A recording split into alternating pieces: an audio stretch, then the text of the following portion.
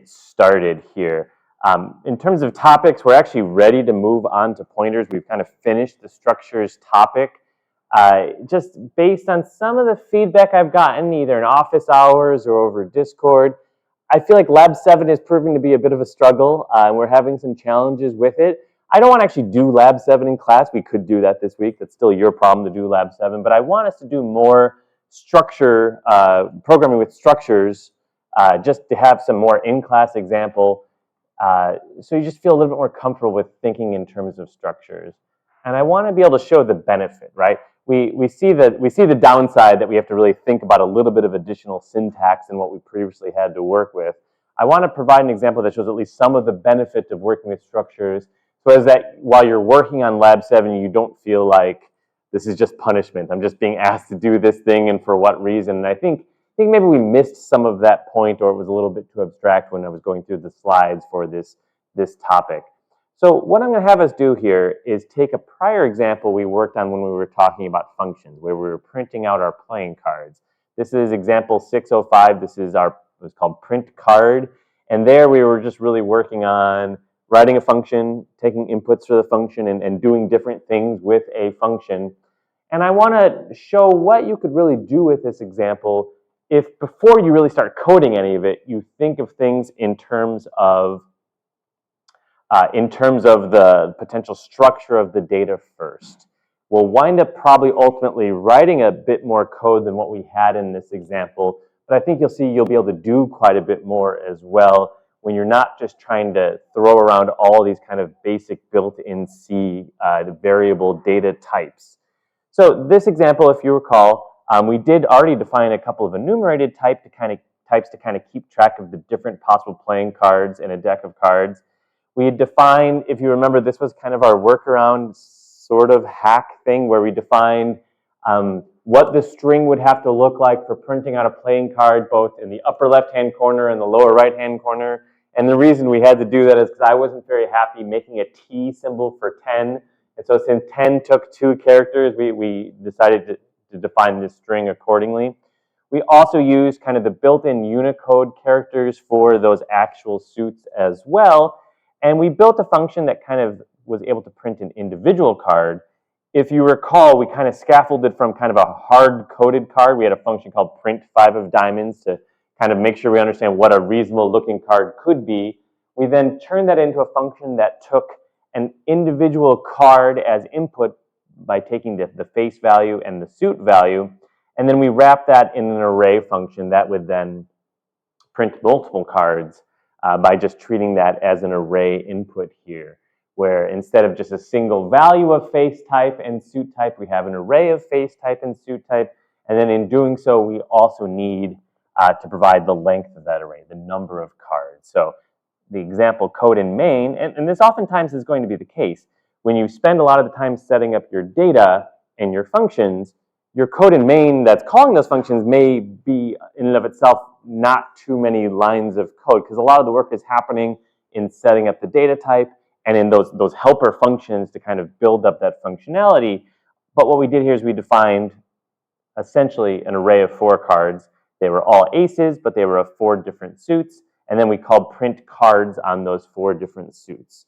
So I would like us to take this as our starting point and see if we can build up using some of the things we've learned about both how we kind of structure our programming projects and how we build structured data, if we can build up an example that does a little bit more than just print cards, that maybe plays some sort of card game. So this is example 703 called card game. It's currently empty. And for that reason, our approach is going to be a little bit different. I want us to think in terms of our data and how we're going to structure it first, and then we worry about the code along the way. Another approach we could take would be just to kind of copy paste what we had in this previous example. That's not a terrible idea to start with. Certainly some of this stuff is going to transfer in. We'll do it a little bit more sparingly.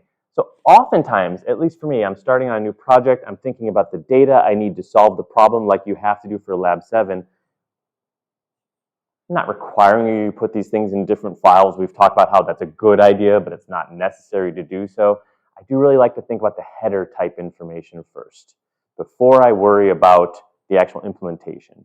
What are my data types going to be? What should the functions be that I may want to use with those data types? I define all that first, and then I've given myself a roadmap for what the implementation is going to be. So in the order in terms of what I'm editing these files, it's going to be cards.h first, then probably cards.c, and then main.c is actually going to be the last thing. The trade-off there is if you don't touch your main.c until the end, you have really nothing to test along the way. So maybe we'll kind of poke around and put a little bit in there to begin with. But I like to start with the header file. I like to start with, the if not def. We talked about this header guard. If I put this in here, I'm guaranteed to not have any issue with something being defined multiple times. So this should become, when you have a new header file for your project, you just throw those 3 lines in there. I'm just calling that something unique. It doesn't have to be called that, sure. You highlight the difference between the H and the C. I think that's the difference in file coding. Well, in Linux at least, the dot, the extension of a file, is kind of a meaningless thing. It's for human readability, if nothing else. In C programming, at least historically, we would call something a .h if it was a header file. And in a header file, we would usually put things like data type definitions, your structures, and function prototypes, as well as any other constants that we may need in our program. And then while it's not required, then typically if we've defined this header that has its types and has its function prototypes, we would then have the .c file corresponding to it, in which the first line of code would be include cards. I did call it cards.h, so let's call it cards.h on the other slide. The very first thing we would do would be to include this header file and then to start to include the code for the implementation of those functions.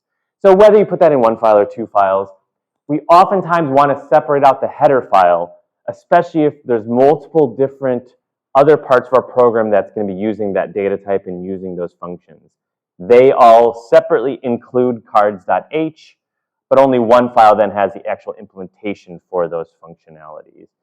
Separately, we saw these .h files being used in a different context, right, where we always include standard io.h if we're going to be doing printf, right? And then the implementation for those functions would be in some system-provided library somewhere. This isn't that different from that approach. The main difference is we are also directly providing the implementation ourselves because it's all of our code that we're providing here. So with our cards.h, I think we can probably do pretty good with some copy and paste to start with. Things like your pound defines are a common thing to provide in your header file. These are constants and provided types. So I'll move this over here so we have a little bit more space. That are just kind of assumed to be part of working with the data type in our cards data type. We then probably should start to define what it means to be a playing card. Now, again, when we were on lecture 6 and we were just talking about functions, we recognize that a playing card has a face, ace, 2, 3, 4, 5, 6, 7, and a suit, heart, diamond, club, spades. And we just kind of cobbled those 2 types together to consider something a card. Now, if we think of a card as its own separate type, we can declare it next. Type def struct. And again, there was a couple different syntax we looked at for this type def struct, but we'll call it card type. If we use the type def command, then we don't have to use that struct keyword again. And we've seen different code examples that either use the type def or don't use the type def. Just depends on if you want to have 1 token to refer to your structure or 2 tokens to refer to your structure. But beyond that, it shouldn't be that different. Where we had associated with the card, each card has a face that is of face type, and each card has a suit that is of suit type. So to avoid having to type too much, I'm going to directly just copy that paste in here. We have a card, and now associated with each card is a face and a suit.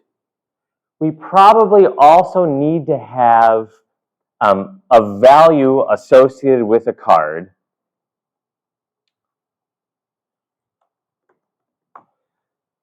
Is it worth 1? Is it worth 2? If we're going to have some sort of game associated with the card, we have to be able to, beyond just visually differentiating the card, we need to be able to determine, what is the value? Is it a high card? Is it a low card? That's going to be maybe card game specific, but at least now the structure, we're thinking about that in terms of the card. We're playing a card game. You're with friends. Think of your favorite card game, poker, blackjack, I don't know. What other characteristic may define a playing card?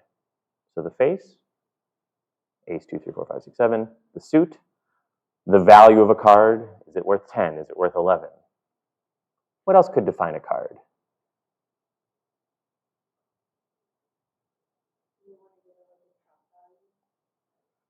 Could be trump. Yeah, that depends on the game that we're playing here. That would be maybe associated with a suit, or it could be, we could change the value of each card depending on if there's a trump value. Sure.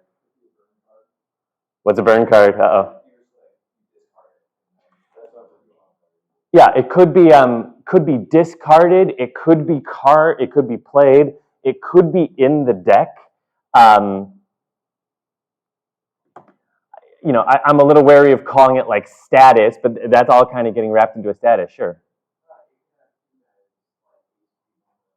Yeah, it could actually be worth multiple value. So that could be an array of size of an arbitrary size here.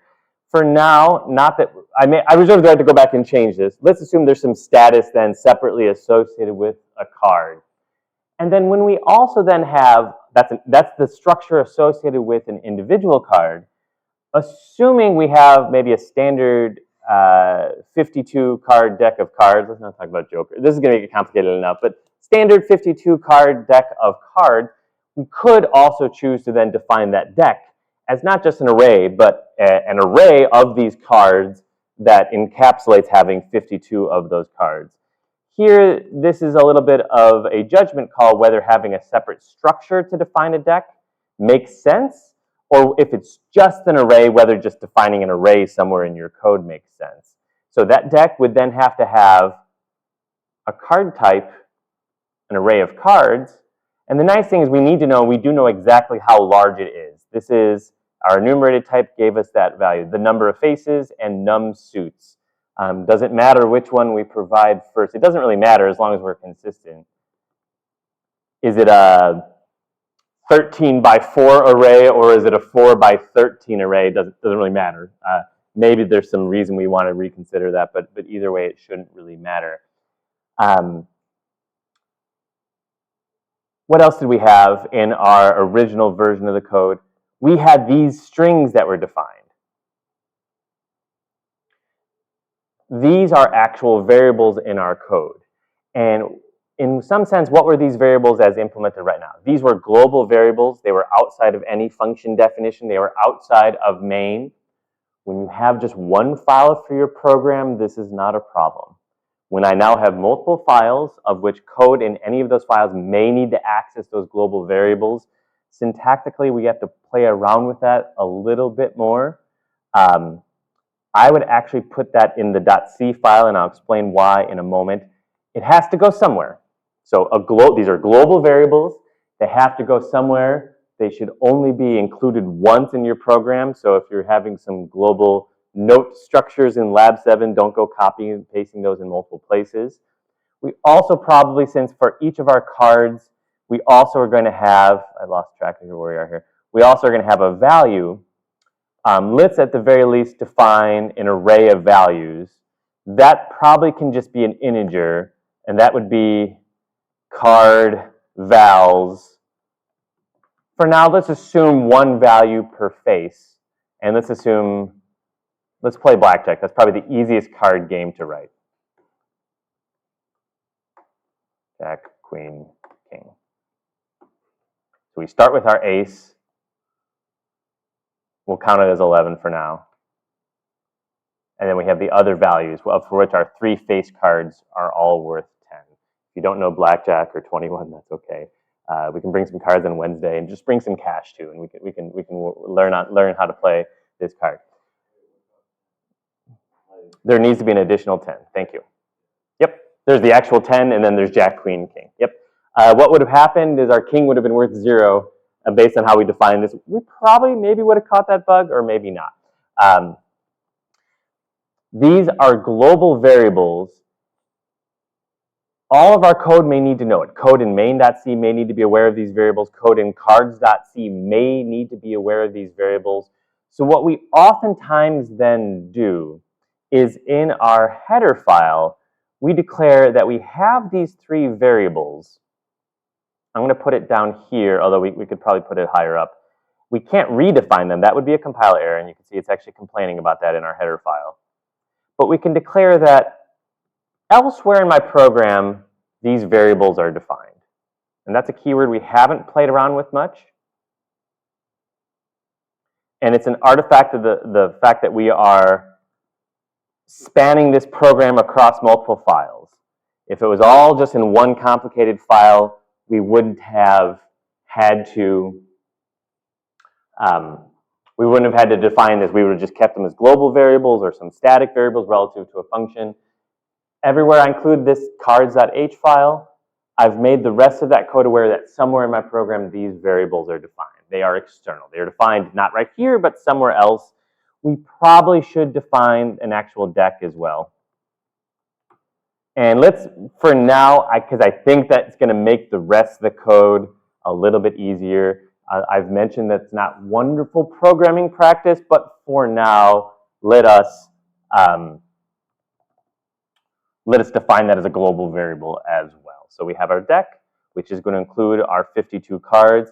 Again, usually for you to have some value in creating a separate structure, there should be something more than just an array. Because if it's just an array, we haven't really added much by calling it a custom structure. But here we have, right? Now we can think abstractly in terms of what it means to have a card, whether the value is something we need to change and turn into an array, whether the status could be turned up, turned down, dealt, not dealt, all sorts of statuses we can define for a card. And that should impact and influence, I think, in a positive way, the same functions we already had for doing things like printing a card. Here's our prototype for print card. Where do we want to put it? It doesn't really matter. We'll move it down further in the file. That was our previous prototype for print card. What should the input to that function now be in our refactored version?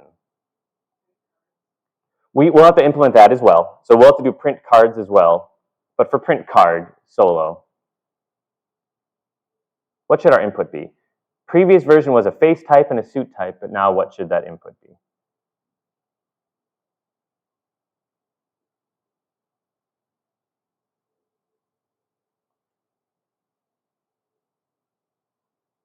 We've encapsulated the face type and suit type in this new structure called card type. So now, when it comes time to print a card, we should just provide it a card as input. Likewise, print cards should look very similar to what it was before, but it should just be an array of cards, and all that gets encapsulated. And we should still provide a num cards as an input so we know how many cards are in that array. And now the implementation for that should be print cards plural, pardon me. Should be inside cards.h. What I did was I copy pasted the prototype knowing that I'm going to use the same syntax for my input and output relationship here.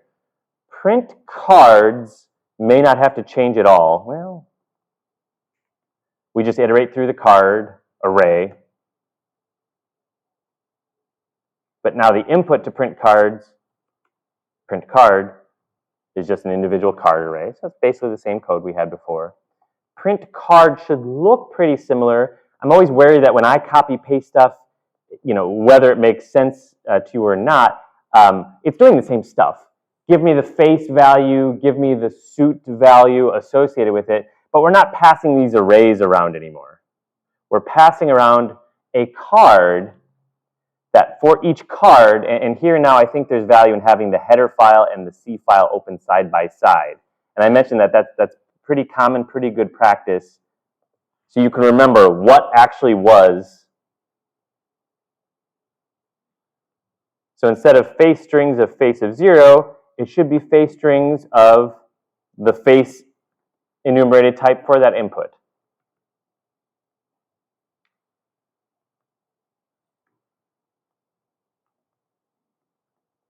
Same for suit. It's not an input anymore, but our card has a suit value.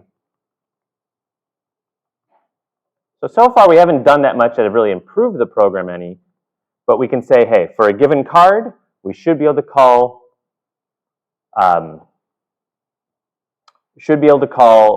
and access the same index into those arrays we've defined for our faces and for our suits. It's unhappy that we haven't defined standard io.h. Again, there's no harm in including multiple times as long as our header files have those header guards at the top of them. So this is still just a raw refactoring. Now when we go and we actually want to print a card, let's actually finally test it out. Include standard IO. We have to include cards.h, so it's aware of what this type is. There's our int main void. Again, talking to some of you so far this semester, that should be kind of muscle memory. You could always copy paste from a previous example, but all of our mains are starting like that. We should define a card. We talk about different ways we could initialize a structured type. We could do it at the time of declaration, either by relative position or by named components, or you can just do it after. So card.face, let's call it ace face, and card.suit equals spade suit. And then when we call print card of card, it should work. We talked about some of the people as we were debugging Lab-07. Sometimes it can be really hard to keep track of. The word card shows up so many times in this program here already, right? Both in the type and in the name of the variable. And I think it can be kind of hard to keep track of what is what, because it has a few different forms here, right? Let me walk through what the different meanings are, and I think if that's not clear to you, your best bet is just to rename some of them along the way so you can keep track of what is what. Here inside function main, we've declared a variable called card. We then call function print card with that card as an input to the function. Inside the function print card, that also happens to be the name of the input as we called it in our implementation. It didn't have to be called card. Our card variable in main gets copied to the memory space associated with the input to that function, and then that function is working on the memory relative to its own implementation, its own stack. If that part was annoying or confusing, and you can't keep track of what is what, and you've seen I've done some refactoring for some of you already in examples, call it something else.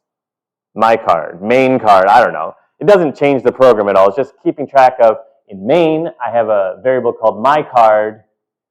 In the implementation for print card, it's called card, but it could have been called whatever. It just has to be the same type. And then we pass that input to the function. The function does whatever it needs to do on that input. If need be, we return a value back out into some other variable we have defined along the way. Should be able to run it, and we get our ace of spades back out. Okay, so an individual card is working, but we haven't really added that much yet. We have this deck type, and we also have this externally declared kind of global variable for a deck. We probably need to initialize that variable. So print card and print cards is fine.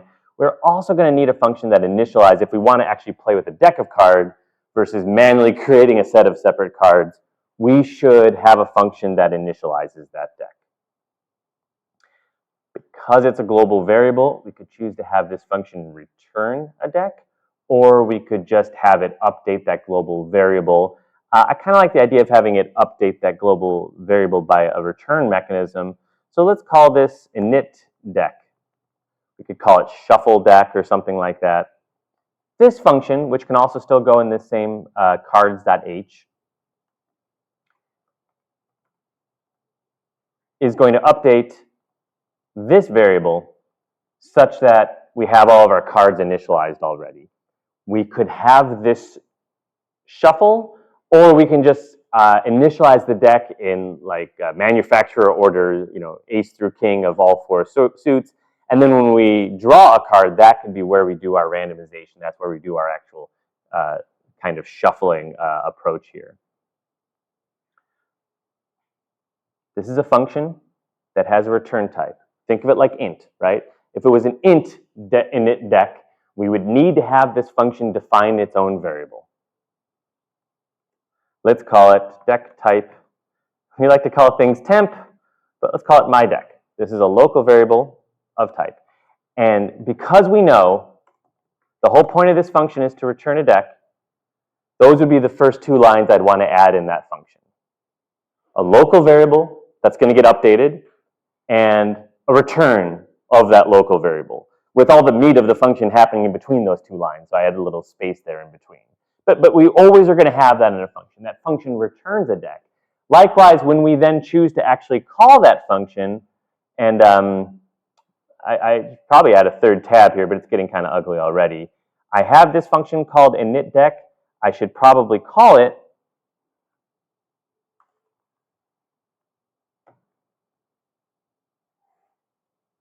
and I'm going to update that global variable with the output of that initDec function. Well, we know there's 52 cards in that deck. It's defined right here. So probably a double, and it's a two-dimensional array, probably a double nested for loop is going to be the structure by which we want to initialize it. And its num faces is the first dimension.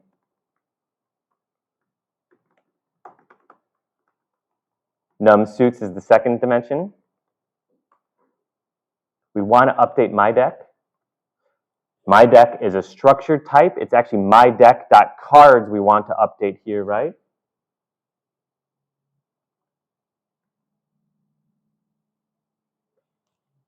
That was an array of a structure with an array of structures inside it.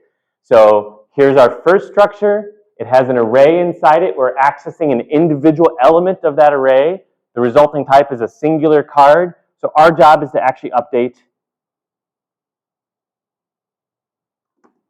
the face and the suit. Those are forcing values that start at 0. So we probably can just initialize it to I. If that doesn't make sense, you could do like ace face plus I or something, but that's just 0 plus 0. So we initialize that to I. We would initialize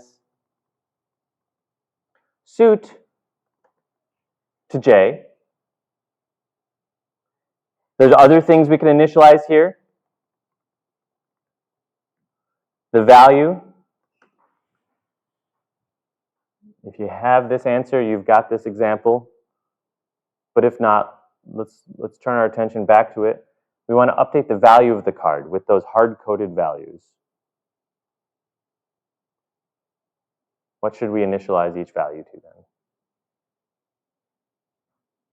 We have an array, kind of a global array that defines if the card is ace face, the value is 0, or value is 11, excuse me. If the card is 2 face, the value is 2. If the card is 3 face, the value is 3, etc. That's what that array of card values is providing here.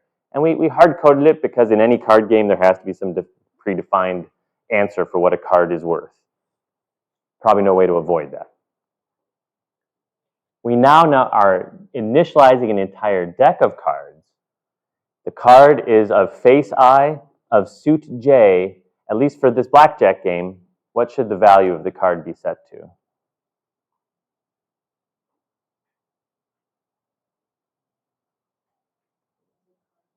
It is card vals.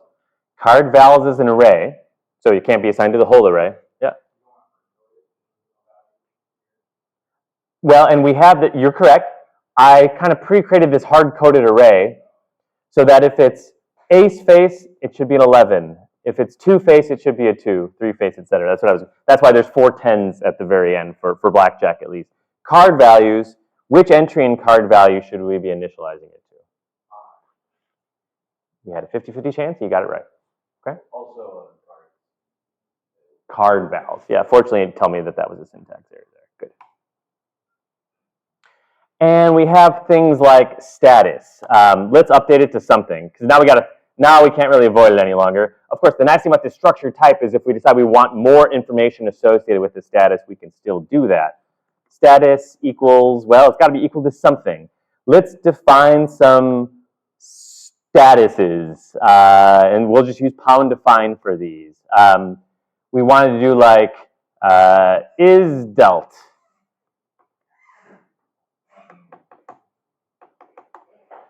Not that uncommon to define it as kind of a binary encoding. How about is dealt, is face up? Those are the two that make sense to me right now for a blackjack game. Okay, we'll just define those two for now. We'll say it's, you know, I think that's a pain. Let's instead of calling it status, let's just, and that's an extra concept here. Let's just instead have dealt. We'll call it is dealt.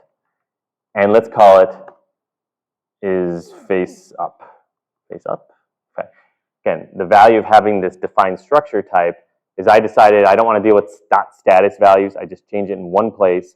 I got to remember where I may have used that component elsewhere in the code, but now every card in my code is updated. My deck is immediately updated to include those components as well. Instead of a kind of ambiguously defined status, which I think is going to cause me more trouble than it's worth, is dealt. Let's just assume 0 is no. And same for is face up. Doesn't really matter for now. Is 0 as well. So every card gets a face index, gets a suit index, gets a value based on that predefined kind of hard-coded array, and is not dealt to begin with, is not face up. We can then choose to test this function. Deck type equals a init deck. Instead of print card of my card, let's now print deck of, let's do the 2 of hearts. Seems unhappy about that. Deck of, yeah, because its deck is not an array. It's a structure that includes an array, deck.cards of 2 face. And we can still keep the previous code in here for testing purposes. Print an ace of spades and print a 2 of hearts as well. Now we have, I think, maybe a more expressive way of dealing with cards. At least to begin with in my deck, I have an array. It's initialized. I can print any of those cards out. I also could print out, you know, the value of this card is, just to test, the value of your card is this. And we can print out a value. We could also have said like card type my card 2. We can actually grab it from the deck.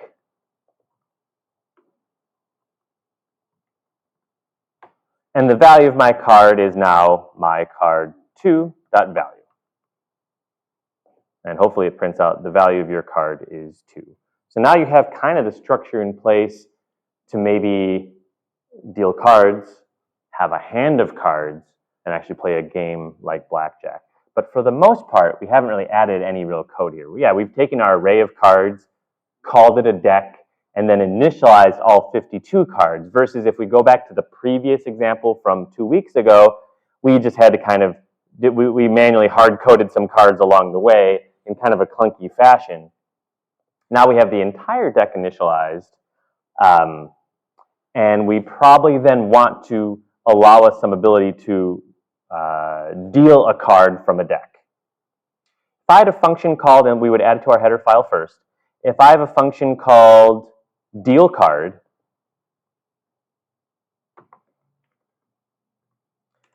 we'll just deal an individual card here.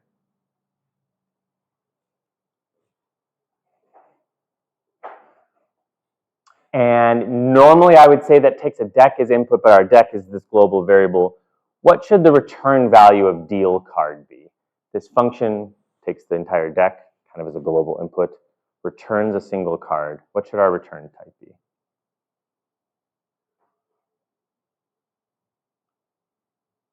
Can't tell if everyone's totally got it or is mesmerized or is thinking about this evening's open forum. What should the return type be? Yep. Return a card. Again, I would also think there'd be a mechanism by which we'd want the deck as an input. I decided to make the deck a global variable because I think it makes the code a little bit cleaner in a couple other places. If I'm wrong about that, I'll change my mind later. But card type is what it returns. This is a function that takes as input just a request to deal a card. It should return back a particular card.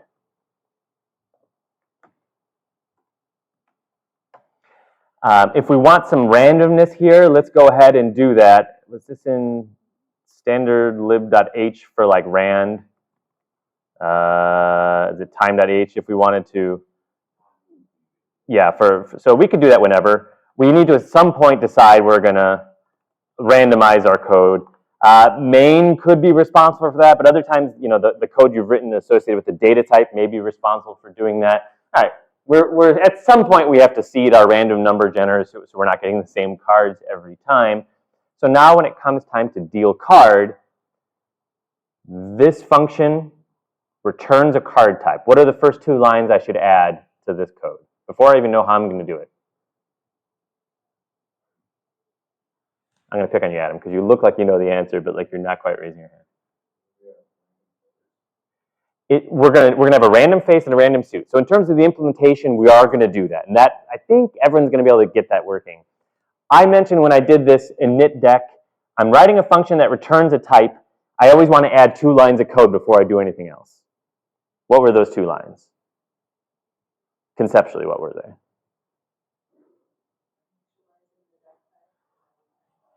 That's what we did here, where we said like, hey, I know I'm returning a deck type in this function. I want to make sure I declare one and actually return one at the end. I want to do the same thing here. So it would be card type, my card, and then ... return at the end of this function, my card. Oops. And that's just, I mean, it's not a requirement you write the code in this order, but to me, at least I know, okay, in terms of what the job of this function is, it's to return a card. So my job is to update that card and to get a random value here. And we can grab a random one from that array. My card is going to be from the deck of card of rand, we'll fix this in a second, rand. There are num faces in that, there should be a mod operator, mod num faces in that dimension to grab me a random row, and num suits in that dimension to grab me a random, it's not called my deck, it's just called deck here, from the global deck of cards, return that value. And let's return that card. Let's refactor our print cards one more time.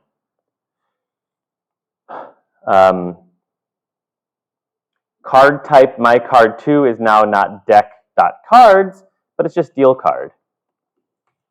I've just dealt myself a card and I'm going to print it out.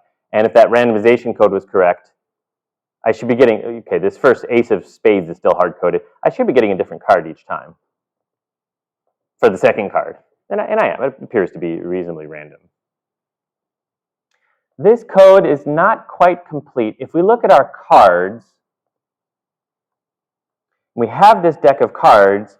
We had this concept of whether a card has been dealt or not. And here's where it's going to get a little bit icky.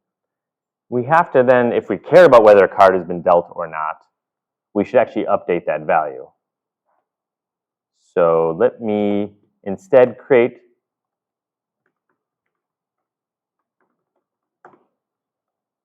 a separate variable to keep track of which face we grabbed. So it's just a refactoring to move that code to a separate variable.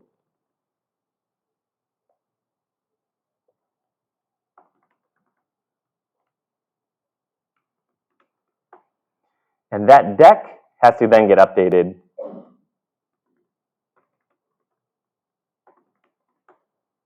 to say, is it dealt? Dealt. It's now been dealt. So we had a card in the deck. Should no longer be in the deck anymore because that card status should be that it has been dealt. That shouldn't change the execution of the code too much, if really at all. That's just now we have this variable we can check. Yeah, this card has actually been dealt. And that's a property of the deck ultimately. So whether whether being dealt is a property of the card or a property of the deck, we could have implemented it either way. In this case, we said each card on the deck has this property called is dealt, and we're keeping track of whether or not it's been dealt or not. This is probably a bug though, right? There's nothing in here that prevents us from accidentally dealing the same card twice. We randomize and grab one card, we randomize again and get a separate card. Are we okay with that, or should we fix that? Right now, I could get the ace of spades twice in a row. I'd be very unhappy if that happened to you in Vegas.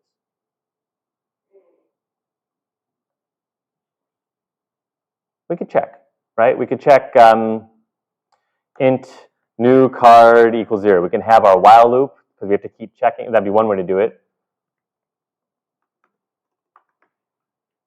And we're going to keep doing that drawing of cards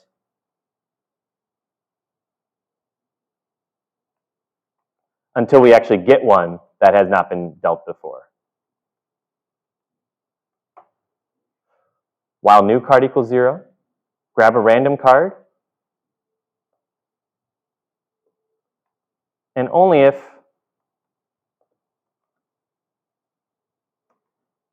we have a card that hasn't been dealt yet.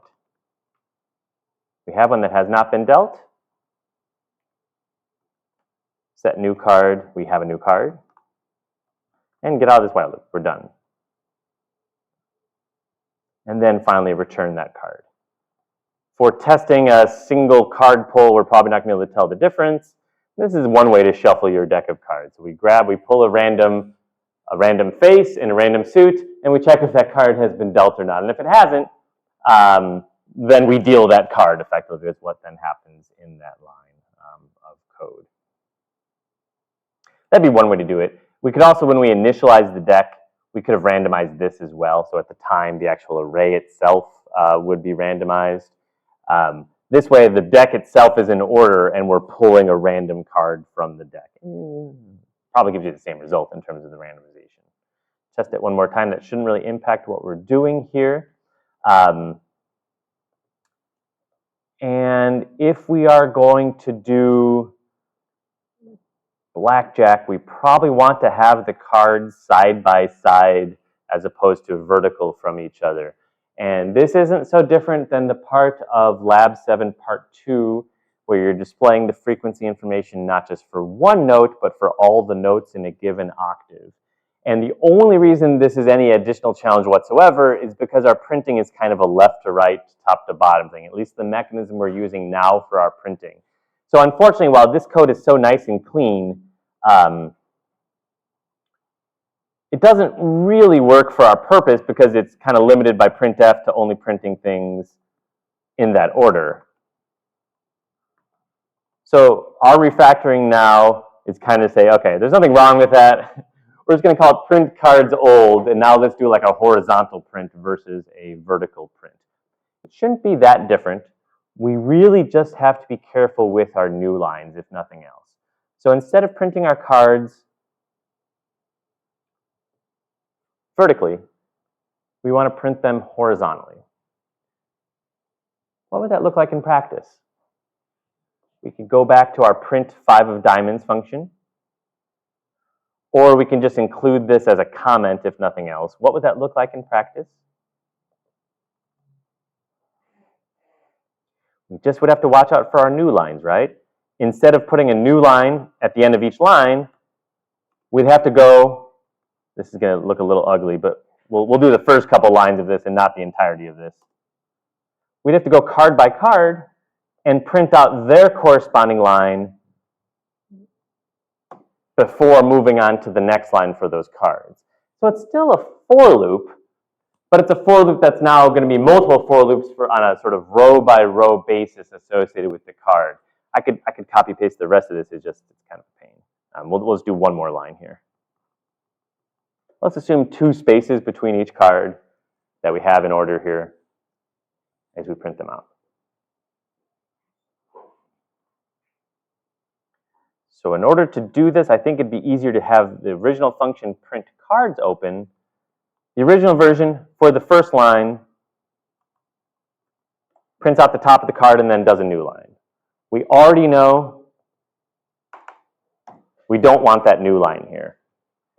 How do we get it to print the top of the line for all of our cards that are input to this function? How should we change this? That does 1. How do we get to do n, or num cards version? Maybe we should add our first comment to this code. Print the first line for each card. For all cards? Each card for all cards? Sure.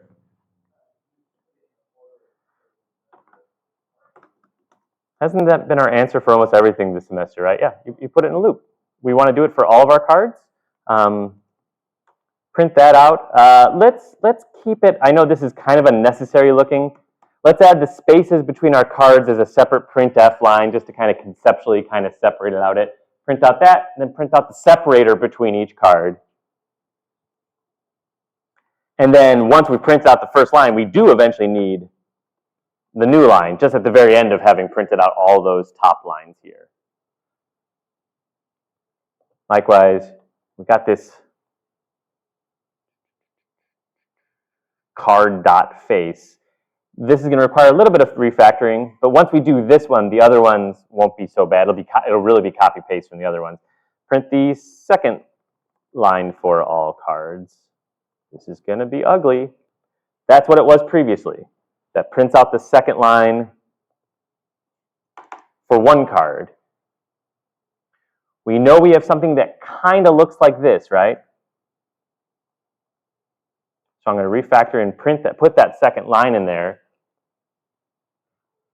Again, the trade-off of copy-pasting is you have something that looks kind of correct, but whenever you copy-paste, now look at what I pasted, it's not quite right. This is subtle. Again, if you're on top of this, you're in pretty good shape, I think, for both this example and for lab number 7. We still want to print out the face strings. That was that 10, right? 1, 0, and 1, 0, or ace space, or space ace. That part hasn't really changed. This was copied from a function that printed out a single card at a time, card.face. Instead of card.face, we have an input to this function that's an array of cards. For each one, we want to print cards of I.face.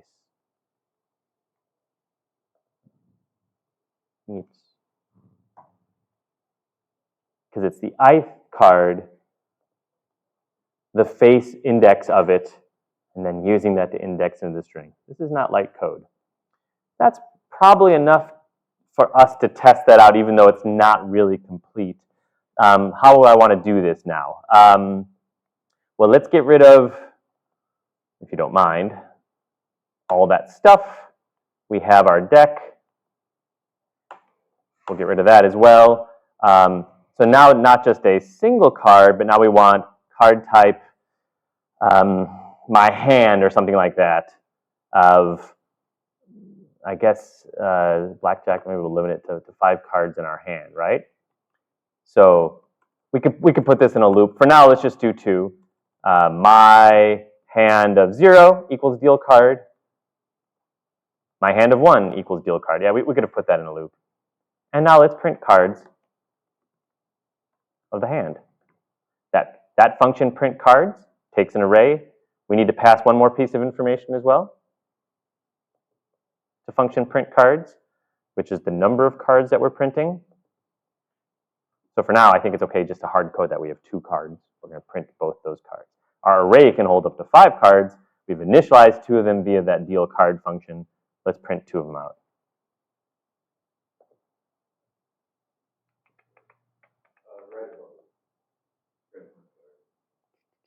No, I believe you. Print card, my card, right here. Oh, I didn't delete that where I needed to. Right. Well, it's annoying that like you can't. We talked about how you can clear all these entries, right? It's up here. Let's clear all those entries. Okay, do it again. Okay, well, it's not correct because it's only the first 2 lines of those cards, but it is probably just copy and paste from that point, right? Where print the second line, print the third line. The third line, let's finish it up before we go, is the suit string.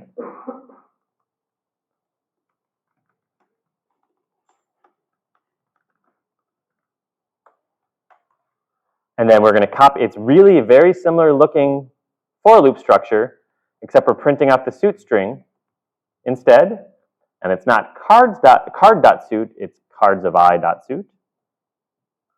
I'm not going to even leave a comment for the fourth line.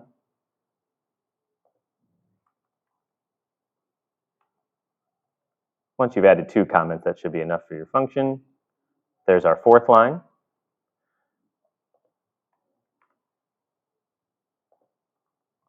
Probably easier just to copy this one, which is spaces then the suit.